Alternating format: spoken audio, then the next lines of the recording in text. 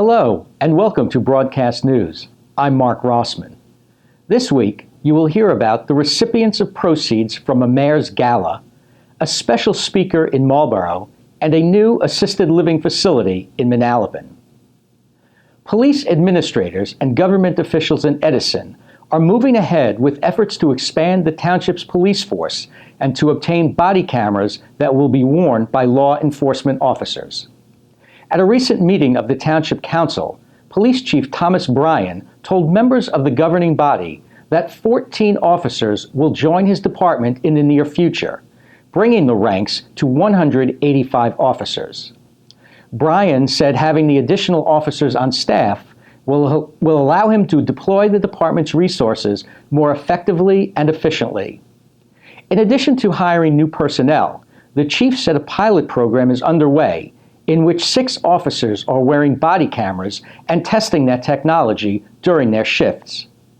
Edison expects to receive a $62,000 grant from the State Attorney General's office that will be used to purchase more than 100 body cameras which can record officers' on-duty interactions with members of the public. Mayor Thomas Lanke noted that the state grant comes from criminal forfeiture funds and not from tax dollars. With more news, here is Christine Barsha. The Manalapan Zoning Board of Adjustment has approved the construction of a 97-unit assisted living facility on Gordon's Corner Road. Meridian Living at Manalapan was granted a use variance that will enable it to operate in a commercial zone where an assisted living facility is not a permitted use. The building will contain 55 studio units, 40 one-bedroom units, and 2 two-family bedroom units. A Meridian representative said the facility will offer independent living, assisted living, nursing care, and memory care. An earlier application that proposed an office park on the same property was withdrawn due to local opposition. A member of the 1972 Israeli Olympic team will speak about the act of terrorism that claimed the lives of 11 Israeli athletes and coaches at the Summer Olympics in Munich, Germany. Chabad of Western Monmouth County will present the talk by Dan Alon on the evening of January 19th at the Marlborough Middle School. The event is open to individuals of all ages. Alon was a member of the Israeli fencing team at the 1972 Olympics. According to event organizers, he will discuss security concerns that were raised prior to the Games, the terrorist attack on September 5, 1972, and the process of returning to a normal life. For more information, call 732-972-3687. A total of $27,500 in proceeds from the 2015 Manalapan Mayor's Gala was recently presented to area organizations by members of the Manalapan Township Committee. The Samaritan Center, which provides food assistance to residents of Manalapan, Marlborough, Englishtown, and Millstone Township, received a check for $10,000. Former Manalapan Mayor Tony Morelli accepted a check on behalf of the Samaritan Center and said there are a substantial number of people in the community who qualify for assistance under federal standards. He said the Samaritan Center provides meals to about 1,000 people on a monthly basis. Jim and Joanne Brennan accepted a $10,000 donation on behalf of the Brennan Stands Alone Foundation. The foundation is named for their son Brian, who lost both legs and sustained other significant injuries while he was serving with the U.S. Army in Afghanistan in May 2008. Brian Brennan has recovered from his injuries and continues to serve in the Army. The Brennan Stands Alone Foundation supports the family members of wounded soldiers so they do not have to leave the side of their injured warriors during the period of recovery. Other donations from the Mayor's Gala were made to the Manalapan Community Emergency Response Team, the Manalapan Englishtown Community Alliance for the Prevention of Alcohol and Drug Abuse, the Manalapan Arts Council, the Manalapan Police Explorers, and the Manalapan Veterans Committee.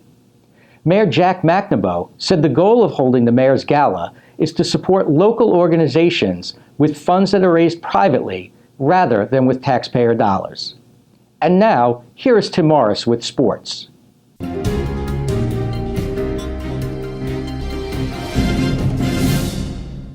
While basketball is the sport we associate most with holiday tournaments, the other scholastic sports are just as active at this time of the year. Old Bridge hosted the John Picola Ice Hockey Winter Classic at the Picola Arena. The final pitted Greater Middlesex Conference foes Woodbridge against host Old Bridge. Attacks by Woodbridge players, in black, came from everywhere and every angle as the Barron players swarmed the Old Bridge goal time and time again. Night goalie Dan Rubin more than held his own against this onslaught, stopping point-blank shots, breakaways, and rebounds. And gloving this one. However, he couldn't stop them all. TJ Evan goes top shelf to ice the 3-0 Woodbridge victory.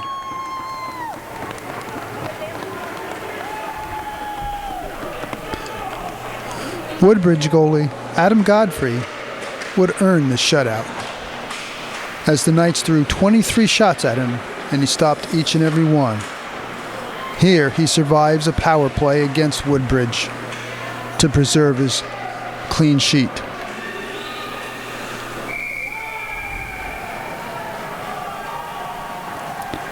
After the horn sounds, it's time to celebrate, as the Barons congratulate their goalie and celebrate the classic victory. Afterwards comes the traditional handshake. And then it's time for the Barons to claim that they are number one. This is Tim Morris for Greater Media Newspapers. In sports, every battle comes with a start time. But our battles don't begin with a coin flip, and they don't end when the whistle blows. Our opponents, wind, rain, time, and chance, are always present.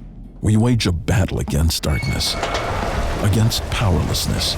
We're fighting right now, a team of more than 9,000. And if you don't notice us, that means we're winning. Here is Jennifer Ortiz. The Equestrian Train Club of Monmouth County held its second annual showing of their Christmas train layout this year. Each of the 15 members put their unique talents to work to make the Christmas train layout possible. Members do anything from painting the scenery, setting up the wiring, carpentry to construct the tables, and of course sharing their trains. It all started during a happy hour at the Equestria Community Clubhouse when the men realized they had trains as a common interest. A flyer was sent out for others to join, and with that began the Equestria Train Club. To find out more, check out GM News online. Thank you for joining us. Please visit gmnews.com next week for a new edition of Broadcast News.